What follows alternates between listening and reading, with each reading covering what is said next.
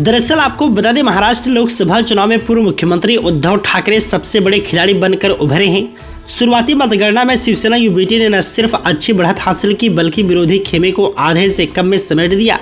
BJP की सीटें भी आधी होती दिख रही हैं। शिवसेना यूबीटी 21 सीटों में 11 सीटें जीतती दिख रही हैं। उन्होंने लोकसभा चुनाव में न सिर्फ बागियों के बाहुबल को आधा कर दिया बल्कि बीजेपी को आधे में समेट दिया। बीजेपी राज्य में 28 सीटों पर चुनाव लड़ी और उद्धव ठाकरे के बराबर सीटें जीतती हुई दिख रही हैं। उद्धव ठाकरे से महाविकास आघाड़ी के दूसरे घटकों को बड़ा फायदा मिला है। दरअसल 2019 में एक सीट जीतने वाली कांग्रेस पार्टी राज्य में बीजेपी के बराबर सीटें जीत रही हैं। सीटें जीतने के मामले में सबसे ज्यादा बेहतर स्ट्राइक रेट कांग्रेस और शरद पवार का है। ऐसा माना जा रहा है कि उद्धव ठाकरे को मिली सिंपैथी का लाभ महाविकास आघाड़ी को हुआ। बीजेपी ने पिछले चुनाव में 23 सीटें जीती थी। इस बार बीजेपी 11 सीटों पर सिमट गई।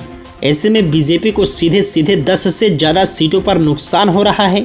शिवसेना के दो फाड़ होने पर 13 सांसद एकनाथ शिंदे के साथ चले गए थे। 2024 के चुनाव के शिवसेना शिंदे गुट को 4 सीटें मिलती दिख रही हैं। इनमें उनके बेटे श्रीकांत शिंदे की कल्याण सीट शामिल है। अजीत पवार को 5 सीटें मिली। महादेव जानकर के साथ उनकी पत्नी सुनेत्रा पवार को हार मिली। सिर्फ सुनील तटकरे जीत रहे हैं। उद्धव ठाकरे की जीत में सिंपैथी फैक्टर के साथ उनकी स्ट्रेटजी को जिम्मेदार माना जा रहा है।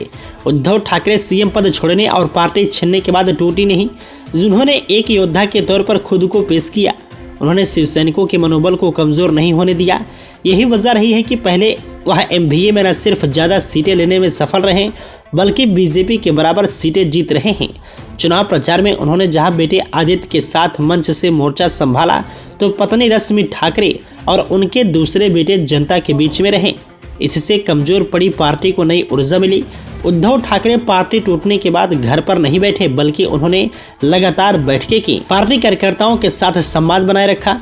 उद्धव ने खुद की छवि एक उदार हिंदूवादी नेता की बनाई।